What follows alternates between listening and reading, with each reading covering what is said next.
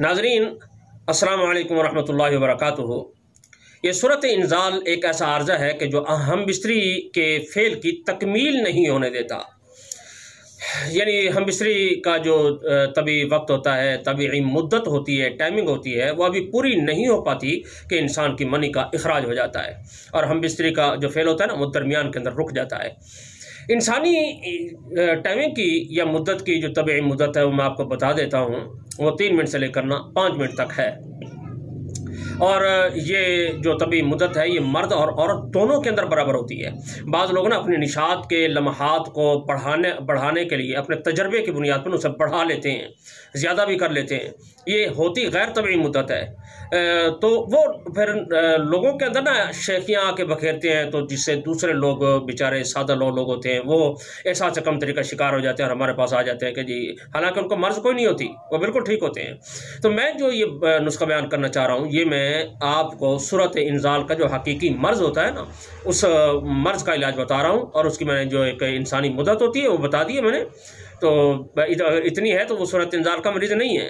अब सूरत इंज़ाल का जो मर्ज़ है वो क्या होता है, उसकी वजूहात क्या होती हैं, वो मैं आपको बताता हूँ, क्योंकि वजह दूर किए बगैर इसका इलाज जो होता है ना, ये बिल्कुल नामुमकिन होता है।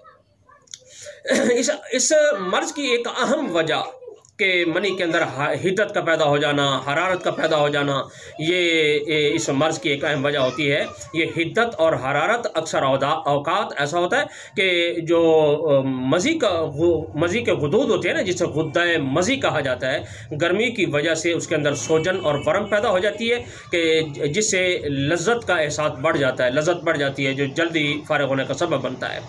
और बाज़ औक़ात गर्मी से मनी में भी पतला पाना जाता है। और इस गर्मी की पैदाइश के जो 2 बड़े असबाब हैं ना, वो भी मैं आपको बता देता हूँ कि 2 बड़े असबाब ये होते हैं कि आम तौर पर या तो मरीज़ गर्म चीज़ों का इस्तेमाल बहुत ज़्यादा करता है, उसे आदत बन जाती है कोई चरपरी चीज़ें खाना, या ये मिर्च मिसाले वाली चीज़ें ज़्यादा खाना, जैसे गोलगप्पे हो गए, दही बल्ले हो गए, उसमें तेज़ मिर्चें डाल के खाना, इन चीज़ों की उसे आदत बन जाती है और वो मुसलसल जब खाता है तो उसके अंदर गर्मी पैदा हो जाती है। या फिर दूसरा एक मसला ये बन जाता है कि इंसान शहवानी ख्यालात के अंदर हर वक्त मगन रहता है, उसकी वजह से भी ये गर्मी पैदा हो जाती है। तो ये असबाब ऐसे हैं कि जब तक इनका खात्मा नहीं किया जाएगा ना, तो ऐसा मरीज़ इलाज की उम्मीद न रखे। इस मर्ज़ में मुब्तला लोग मेरे पास आते हैं और वो ऐसे सख्त किस्म के मरीज़ होते हैं कि चलते फिरते बाज़ औक़ात ना वो शहवत का ख्याल आता है तो वो चलते फिरते ही फारिग हो जाते हैं। उन्हें किसी फ़रीक़ मुखालिफ की ज़रूरत नहीं होती, या जैसे बाज़ लोग अपने हाथों से काम करते हैं वो भी ज़रूरत नहीं है। चलते फिरते हल्का सा इंतशार आया, सलवार के साथ रगड़ पैदा हुई तो बस वो फारिग हो गया। मैं ये समझा रहा हूँ, ज़रा शर्म हया के दायरे में एक बात समझाना भी ज़रूरी होता है और शर्म हया भी बहुत ज़रूरी होता है। तो बाज़ मरीज़ ऐसे होते हैं कि जो अपने हाथों को खुद अपने आप को खुद अपने हाथों से तबाह कर लेते हैं। तो ये मरीज़ होते हैं ना, ऐसे जब इनकी शादी हो जाती है तो फिर ये निदामत की वजह से फिर ऐसा होता है कि बड़ी शर्मिंदगी होती है, फिर मौत को ज़िंदगी पर ये तरजीह देते हैं। तो बहरहाल बातें बहुत हो जाएंगी, तो मैं अब आपको ना इसका इलाज बताना चाहता हूँ। अल्लाह ताला मेहरबानी फरमा करना, ये इंशाअल्लाह ताला ये मर्ज़ ख़त्म कर देंगे। ये मर्ज़ जो है ना जड़ से उखड़ जाएगा।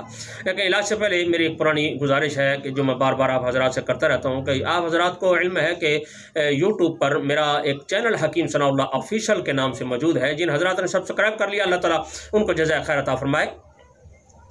वो इसे लाइक ज़रूर कर दिया करें, और जिन्होंने सब्सक्राइब नहीं किया वो पहले लाइक कर लें। फिर उसके बाद लाल रंग की लिखाई में जो इंग्लिश के अंदर सब्सक्राइब लिखा है वहाँ भी आपने हाथ लगा देना है, और उसके बाद जो घंटी का निशान है वहाँ भी आपने हाथ लगा देना है। अल्लाह ताला आपको भी जज़ाए खैर अता फरमाए। अब ये नुस्खा समाअत फरमा लें कि ये छिलका रीठा 20 ग्राम लेना है, काफूर और कुश्ता कली, छोटी चंदन, ये तीनों चीज़ें जो है ना ये 10-10 ग्राम लेनी है।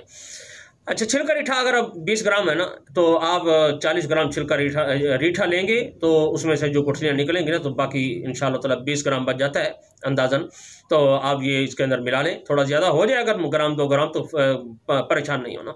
अब इसको कूटने के बाद ना आपने पाउडर सा बना लेना है और 0 साइज़ के ना कैप्सूल भर लेने हैं। अब एक कैप्सूल सुबह दोपहर शाम ये दूध के साथ आपने इस्तेमाल करना है। सुबह दोपहर शाम एक कैप्सूल है। अगर मर्ज़ किसी की बहुत ज़्यादा है تو زیادہ سے مراد یہ ہے کہ وہ ایسے مریض کے جو ابھی اپنی بیوی کے قریب جا ہی نہیں پاتے کہ بس فوراً ہی ساتھ لگے اور ختم ہو گئے، فارغ ہو گئے، ایسے مریض ذرا دو بھی استعمال کر سکتے ہیں۔ بس پہلے یہ تحقیق کر لی جائے کہ ہے صورت انزال کا مرض، یہ گرمی کی وجہ سے ہے، تو یہ دو استعمال کریں، صبح دوپہر شام۔ جب یہ مرض کچھ ان کا ہلکا ہو جائے تو پھر ایک استعمال کرنا شروع کر دیں، یہ بھی صبح دوپہر شام کریں۔ تو اس کے ساتھ میں آپ کو ایک دوسرا صفوف کا نسخہ بتاتا ہوں، یعنی پاؤڈر کا نسخہ۔ یہ ہم تو صفوف کہتے ہیں اپنی طبی زبان کے اندر، آپ کے لیے مجھے پاؤڈر کہنا پڑتا ہے۔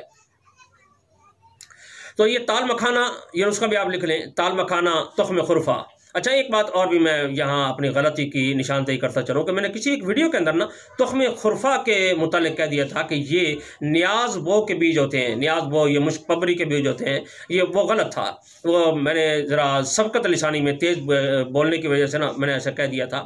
تو وہ تخم خرفہ نا یہ نیاز بو کے بیج نہیں ہوتے، یہ ایک اور سبزی ہوتی ہے جو جسے ہم یہ کہتے ہیں، ہماری زبانوں سے لوڑک بھی کہا جاتا ہے اور غالباً سے خلفہ بھی کہتے ہیں، یہ اسی کے بیج ہوتے ہیں۔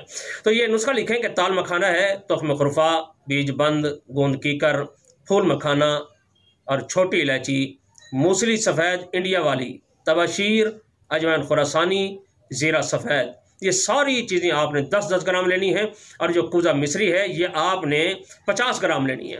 اب ان کو تمام کو پہلے ساری چیزیں کوٹ لیں گے، کوزہ مصری بعد میں ملا کے اس کو کوٹیں گے۔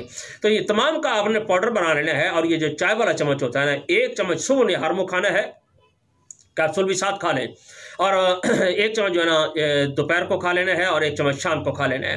اسی طرح یہ پانی کے ساتھ کھائیں یا دودھ کے ساتھ کھائیں، یہ کھایا جا سکتا ہے انشاءاللہ تعالی چند دنوں کے اندر اس مرض سے جان چھوٹ جائے گی۔ لیکن ایک بات میں پھر یاد دہانی کے طور پر کہتا ہوں کہ یہ مرض جو ہوتا ہے نا صورت انزال کا، یہ گرمی کی وجہ سے پیدا ہوتا ہے۔ اس میں یہ ہوتا ہے کہ انسان کو شہوت بھی آتی ہے اور پیشاب بھی اس کا پیلا ہوتا ہے، جلندار ہوتا ہے۔ تو یہ یاد رکھ لیں کہ صورت انزال اسے کہا جاتا ہے۔ ایک مرض ہوتی ہے ذکاوت، وہ بھی یہی مرض ہوتی ہے کہ انسان جلدی فارغ ہو جاتا ہے، وہ سردی کا عارضہ ہوتا ہے، اس میں انسان کی جو شہوت ہوتی ہے وہ بھی کمزور ہوتی ہے، اور دوسرے نمبر پہ اس کا جو پیشاب ہوتا ہے نا وہ بھی سفید رنگ کا آتا ہے۔ یہ اس مرض کا علاج نہیں ہے، یہ صورت انزال کا علاج ہے۔